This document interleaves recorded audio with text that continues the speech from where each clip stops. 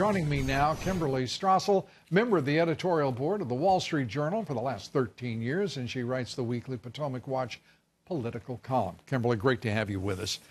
Let's. Hi, Lou. How you doing?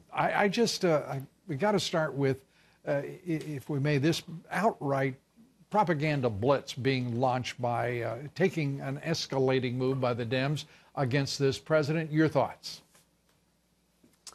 Well, I think we saw that last week in an alarming way in terms of some of these court documents that were filed, in terms of the president and supposedly Russian collusion, conspiracy, whatever. Everyone breathlessly in the media speculated that this was going to be a whole new round of Mueller laying out evidence, and there was no there. But you wouldn't know it listening to what they're talking about. And in addition, all the Democrats saying they're going to shut down any investigation into the clear examples of violations that went on during the 2016 election by the FBI.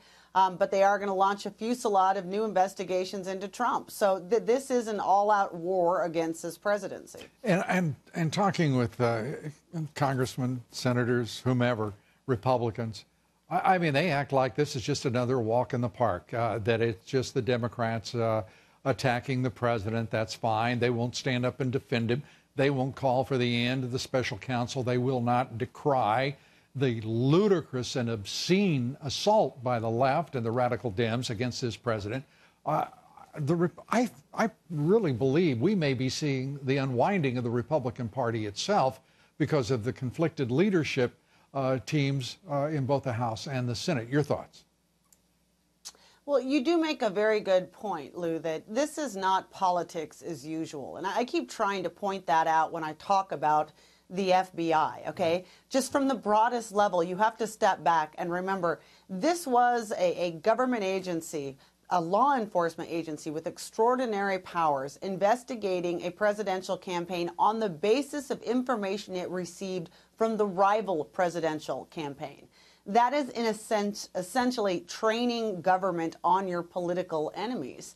And that's a very worrisome thing, which is why we need these probes in the House, which is why they have to continue in the Senate.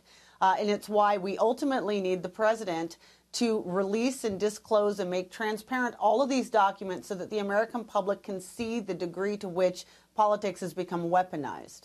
The degree to which it's become weaponized, we have the acknowledgement, the admission by fired FBI Director James Comey that he knew the dossier was politically, democratically inspired by the DNC and the Hillary Clinton campaign, yet he proceeded to sign 3 FISA documents based on that very document.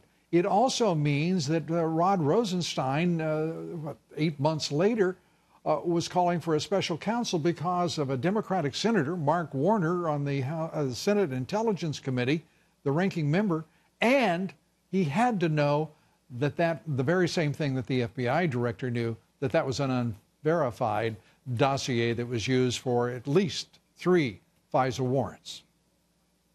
Well, and it's extraordinary, Lou, if you go back and you look at the Comey transcript from the questioning he had this last week, and they get to that part. He acknowledges that he knew that it came from the other side. And then the degree to which he spends time suggesting that that doesn't matter, that the FISA court didn't really need that information, that it was irrelevant, his desire to make it sound as though Republicans were somehow behind the dossier. He continued to spout that misdirection, that somehow it was Republicans who paid for the dossier. We know that that is not the case.